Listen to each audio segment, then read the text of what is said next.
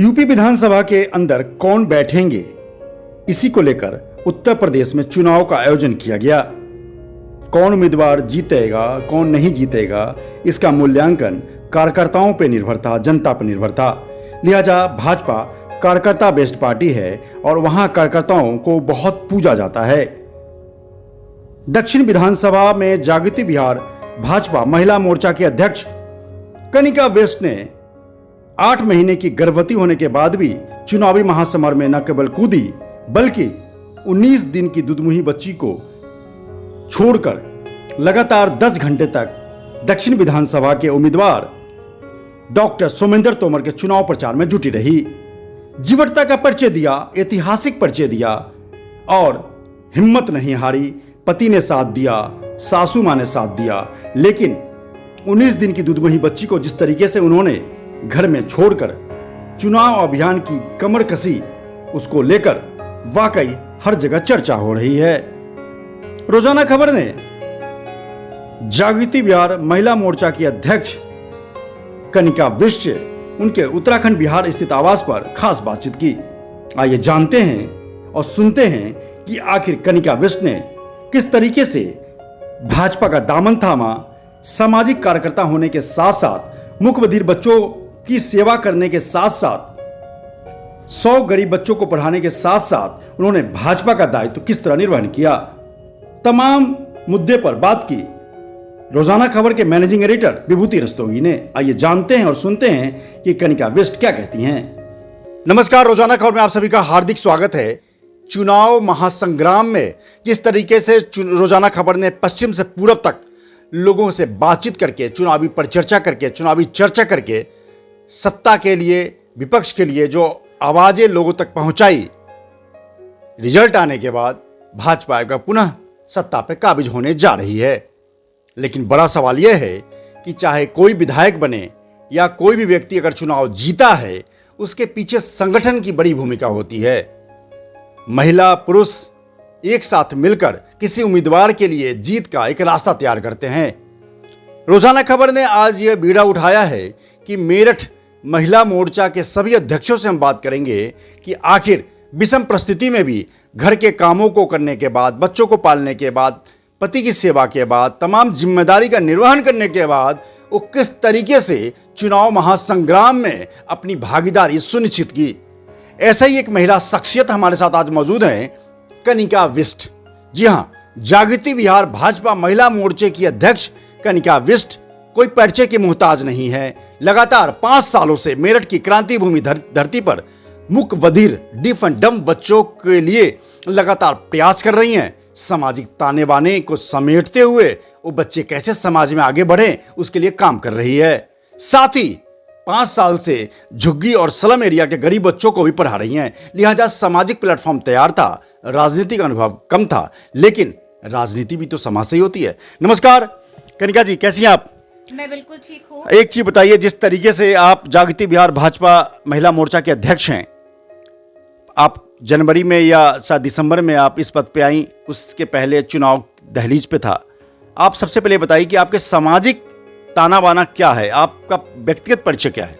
मेरा व्यक्तित्व परिचय ये है कि मैं मेरठ में मूक बधिर जो बच्चे हैं उनको फ्री शिक्षा देती हूँ और पूरे मेरठ में एक मैं ही ऐसी टीचर हूँ जो इस कार्य को बिना किसी मूल्य के कर रही हूँ। और मेरा एक उद्देश्य है कि मेरठ में जितने भी मूक बधिर बच्चे या दिव्यांग बच्चे भी हैं उन सब की मैं मदद कर पाऊँ और इसका कभी कोई मूल्य मैं नहीं लूँगी। और मैं चाहती हूँ कि एक इंसानियत का एक जज्बा लोगों में दिखे और लोग देखें कि हाँ, सेवा भी कुछ कार्य होता है। बिल्कुल, एक चीज बताइए बस कि सामाजिक उत्थान के तौर पे, सामाजिक व्यक्तित्व के तौर पे आपका मेरठ में कोई आप परिचय के मुहताज नहीं है। राजनीतिक पटरियों पे चलने के लिए आपको कैसे आप मुखातिब हुई या कैसे संपर्क हुआ, आप कैसे आई राजनीति में?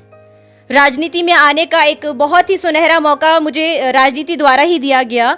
मैं मूक बधिर बच्चों के साथ साथ में मेरा एक और भी जज्बा सामने आया। मुझे ऐसा लगा कि बहुत सारे बच्चे जो चौराहों पर भीख मांगते हुए नजर आते हैं या जगह जगह मुझे दिखते हैं जो चौराहों पर खड़े होते हैं। मैंने उनसे कहा कटोरा हटाना है, शिक्षा दिलाना है। तभी मुझे लगा कि इन बच्चों को शिक्षा कैसे दिलाऊंगी, इसलिए मैंने अपनी ही जगह पर एक पाठशाला खोली। उस पाठशाला के लिए मैंने कुछ राजनीतिक लोगों को बुलाया था। तभी से उन लोगों के साथ में मेरा सामंजस्य बैठने लगा। तो उन्होंने मुझसे कहा कि आप सामाजिक कार्य कर रही हैं और आप आइए और समाज के साथ साथ में सत्ता से भी जुड़िए। तो यही एक मौका था कि भाजपा में मैं आई। आपके स्कूल का उद्घाटन करने के लिए विधायक सोमेंद्र तोमर जी आए थे, आपने कैसे उन्हें बुलाया था सबसे पहले? मैं नहीं जानती थी उनको। मैंने एक बार उनको कॉल किया और अपना सारा कार्य बताया, और जो हमारे विधायक जी हैं सोमेंद्र तोमर जी, वो मेरे एक कॉल पर वो आए, तो बहुत ही अच्छा लगा। कोई और फॉर्मेलिटी ऐसी नहीं हुई थी, और उन्होंने आकर बहुत ही सराहा और बच्चों को बहुत ही आशीर्वाद दिया। अच्छा, उनके आने के बाद क्या राजनीतिक प्लेटफॉर्म बननी शुरू हुई? हाँ जी, बिल्कुल। जब वो आए थे तो वहाँ पर उन्होंने देखा कि एक महिला जिसने मुझे बुलाया, लेकिन कोई सामने कोई एक चीज नहीं रखी कि आप मुझे सेवा कीजिए या मेरे बच्चों के लिए कुछ दीजिए। बस मेरा एक मकसद था कि लोगों तक, जनता तक की आवाज पहुंचे कि एक अकेली महिला बिना किसी फंड के, बिना किसी मदद के, अकेले इतने समय तक कार्य कर रही है और लोगों तक उसकी चर्चा हो रही है। एक जिम्मेदारी नहीं होती है। अगर महिला कोई कामकाजी भी है, तब भी उसके घर की जिम्मेदारी, सास ससुर की जिम्मेदारी, पति की जिम्मेदारी, और सबसे बड़ी बात है बच्चों की जिम्मेदारी, ताकि महिला बाहर के साथ साथ घर को भी सजोने में, समेटने में बड़ी भूमिका निभाती हैं। ऐसे में हम कनिका विषय जानने की कोशिश करते हैं कि जब वो सामाजिक ताने बाने में थी और फिर राजनीतिक पृष्ठभूमि पर आई, तो उस बीच का क्या वाकया रहा कि आपको जागृति बिहार महिला मोर्चा का अध्यक्ष बनाया गया? पूरा सफर कैसे हुआ?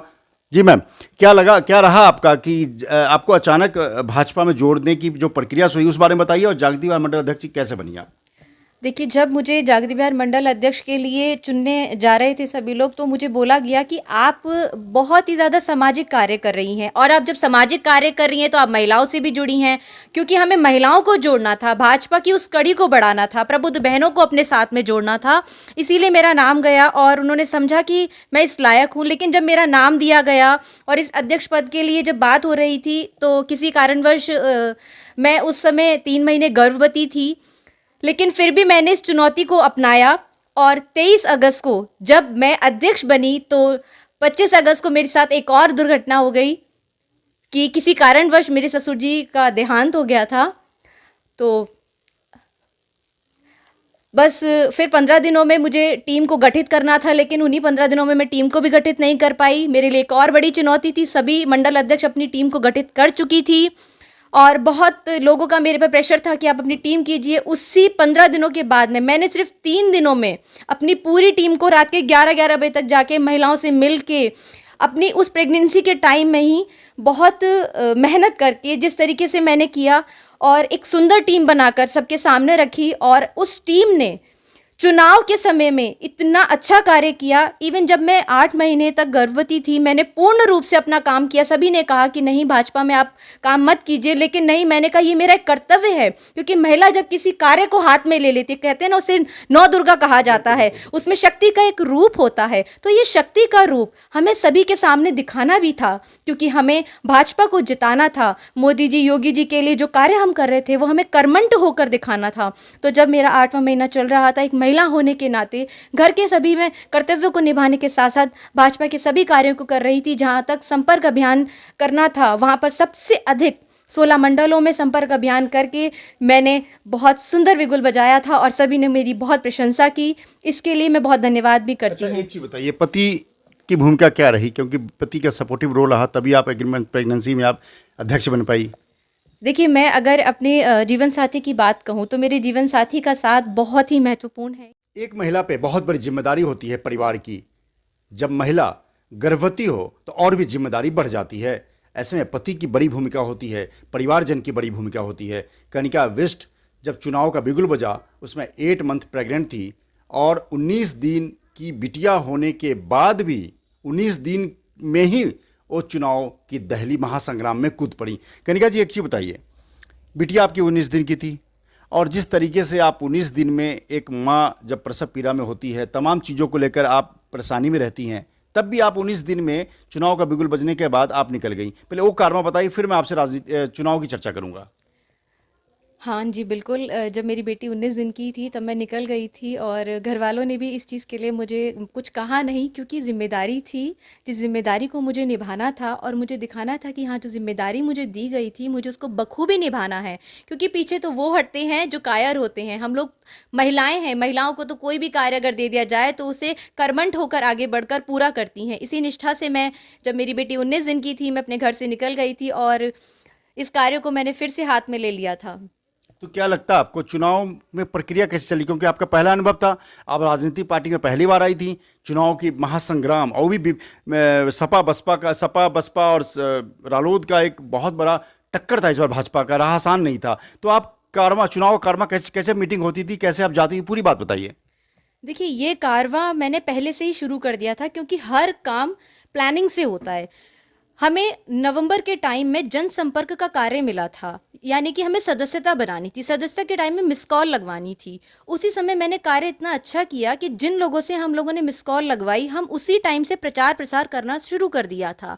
और उसकी मदद मुझे जब मिली, जब मेरी बेटी हुई, तो मैं दोबारा जब उन लोगों के पास में गई तो वो कार्य जो पहले किया था वो डबल हो गया, और लोगों तक संपर्क करने का, साधने का बहुत आसान तरीका सामने आया कि जो लोग 2 थे वो 4 दिखने लगे, 4 थे वो 6 दिखने लगे। और मेरे साथ में 11 लोगों की टीम थी। उस टीम को मैंने अलग अलग वार्डों में, अलग अलग जगहों पर इस तरह गठित कर दिया था कि वो कार्य बहुत आसान हो गया। एक महिला के साथ में मैंने और 5 महिलाओं को जोड़कर उसको एक वार्ड का कार्य दिया।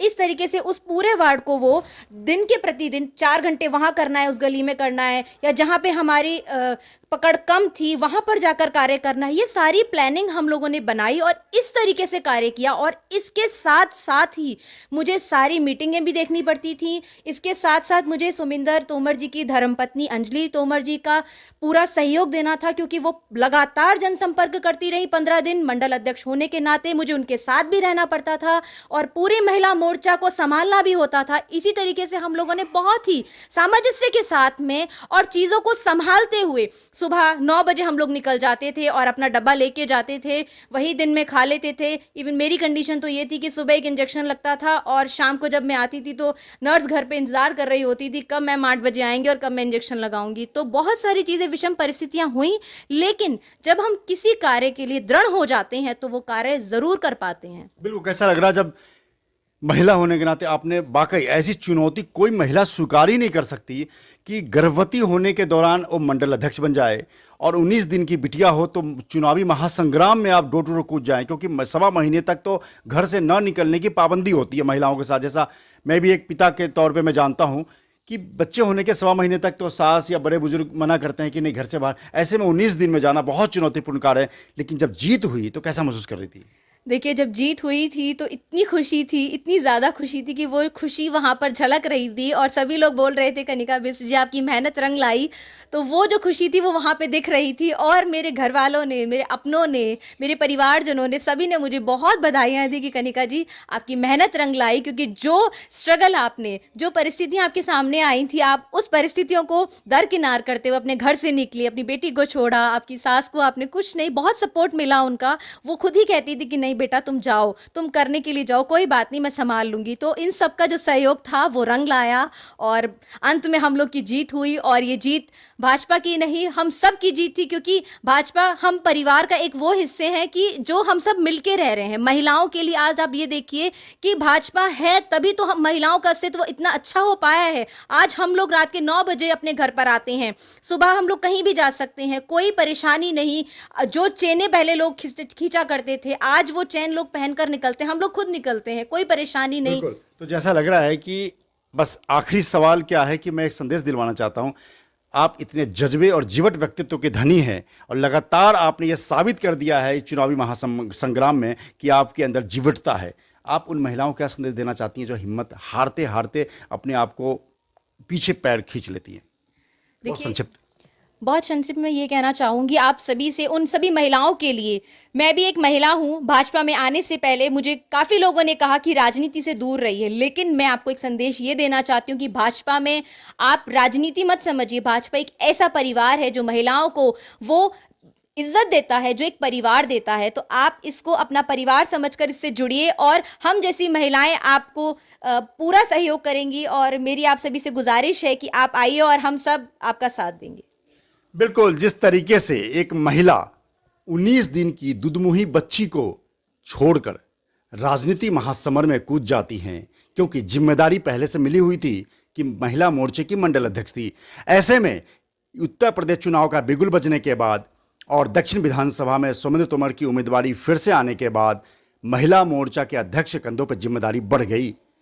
उन्होंने निर्वहन भी किया, एक जीवटता का परिचय भी दिया, साहस का भी परिचय दिया, और पति ने साथ दिया, सास ने साथ दिया। नहीं तो संभव नहीं था 19 दिन की दूधमुही बच्ची को छोड़कर 10-10 घंटे उस राजनीति के समर में घूमती।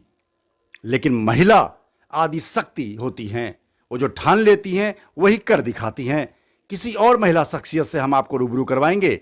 तब तक के लिए दीजिए मुझे इजाजत। नमस्कार।